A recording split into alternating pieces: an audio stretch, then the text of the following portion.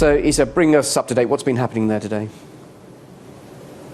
Well, Bill, this meeting was arranged and it was due to start at 6:30 earlier this evening. In fact, that's the time that it started. And initially, the council, there was a press release calling that for this meeting to be held, saying that there would be no media allowed and that there would also be a private meeting and that nobody would be invited to that meeting. And if anyone was, it would be at the council's discretion. Basically, a message that the survivors and the victims of that Grenfell Tower disaster wouldn't be invited here. Now, their reasoning behind that is possibly because of the disturbances which took place at this very same building just a few days after that Grenfell Tower fire. We saw people coming here very emotional, very upset, some of them storming the building, trying to get inside. They said at the time they were scared people were going to be shredding documents and the police having to throw people out of the building at that time. So the council wanted to hold this meeting even without the media present,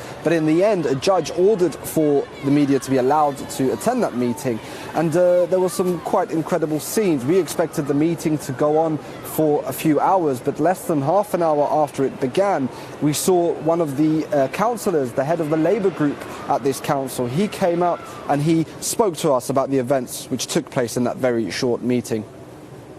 There's been a complete fiasco that we were called to a cabinet meeting at which I assumed that serious conversations would take place and that those of us who are not members of the cabinet will be allowed into their plans for the way forward. And all that happened was that the leader of the council read out a statement that he should have made 10 days ago, expressing regret and nothing more.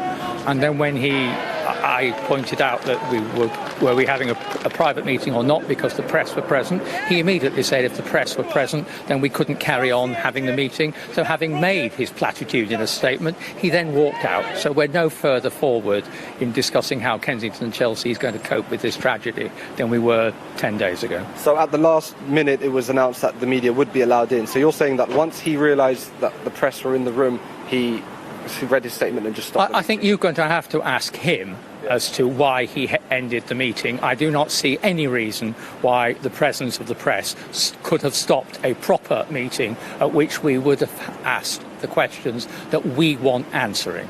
And what exactly is it that you want to see happen, especially with regard to the cabinet? I want the resignation of the leader of the council, the deputy leader and the political leadership of the cabinet. I want the resignation of the management of the Tenants Management Organisation solely on the grounds that they have failed to deal with this crisis. The reputation of this council will never recover from the way in which they have conducted themselves in the last 10 days. It is a complete shambles and it's a complete fiasco.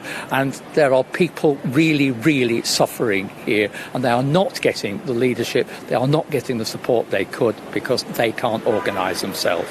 I am now calling for the government to send in commissioners because anyone that saw the way that meeting happened, they are not coping. We need to have commissioners to run the council.